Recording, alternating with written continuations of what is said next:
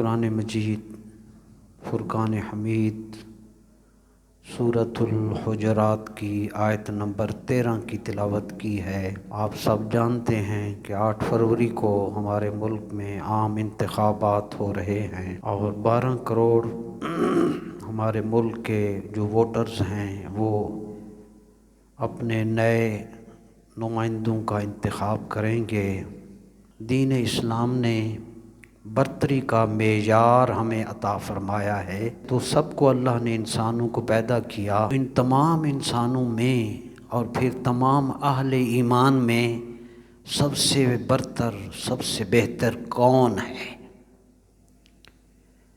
دین اسلام میں برتری کا فضیلت کا معیار کیا ہے؟ دین اسلام سے پہلے دور جاہلیت میں لوگ اور بالخصوص عرب فخر اور غرور میں مبتلا تھے۔ ہر قبیلہ اپنے قبیلے کو دوسرے سے برتر اور بہتر سمجھتا تھا، اس کو سپیریئر سمجھتا تھا کہ میرا قبیلہ سب سے بہتر۔ قریش کے جو قبائل تھے وہ بھی اسی میں مبتلا تھے، اور قریش اپنے آپ کو سب سے زیادہ اور عرب عجم سے اپنے آپ کو بہتر سمجھتے تھے۔ معیار ہر بندہ اپنے آپ کو بہتر سمجھ رہا تھا۔ علاقہ ہمارا اچھا، یا نسل فلاں اچھی فلاں خراب، جو سفید رنگ کے ہیں سرخ رنگ کے ہیں، وہ کالے رنگ جو لوگ تھے ان کو تو اپنے جیسا سمجھتے ہی نہیں تھے۔ پوری دنیا پہ یہ ایک معیار تھا، ہر بندہ اپنے عروج پر اپنی ہی چیزوں کو، اپنی دولت کو، اپنے ملک کو، اپنی جو اس کی نسل ہے اس کو سپیریئر سمجھتا تھا۔ تو روئے زمین کی ساری قومیں اسی تفاخر میں مبتلا تھیں، اور یہ قومی برتری کا غرور تھا جس نے ہٹلر جیسے جرمن کے شخص کو پیدا کیا، اور اس نے کروڑوں انسانوں کو موت کے گھاٹ اتار دیا۔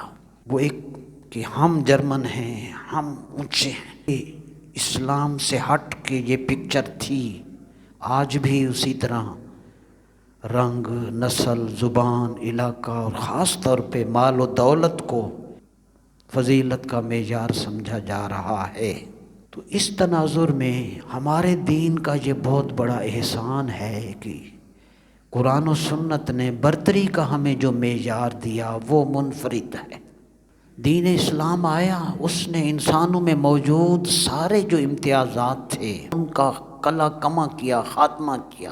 تعلیم یہ دی کہ جلد کا رنگ ہو، نسل ہو، یا زبان ہو، یا دولت کی فراوانی ہو، یہ برتری کا معیار نہیں، بلکہ برتری عزت کا جو معیار ہے وہ تقویٰ ہے۔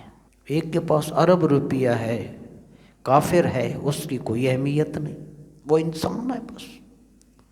ایک غریب ہے، وہ لا الہ الا اللہ محمد رسول اللہ پڑھ رہا ہے، والعصر ان الانسان لفی خسر الا الذین آمنوا وعملوا الصالحات۔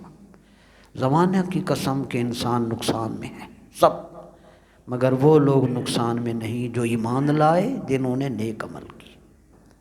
کہ اخلاق و کردار اور تقویٰ جو ہے یہی فضیلت کا معیار ہے۔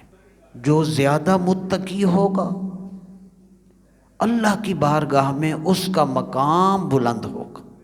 یہ سورہ حجرات کی آیت نمبر 13 میں یہی اللہ پاک نے ارشاد فرمایا، ان اکرمکم عند اللہ اتقاکم، تم میں سے زیادہ معزز اللہ کی بارگاہ میں وہ ہے جو تم میں سے زیادہ متقی ہے، پرہیزگار ہے۔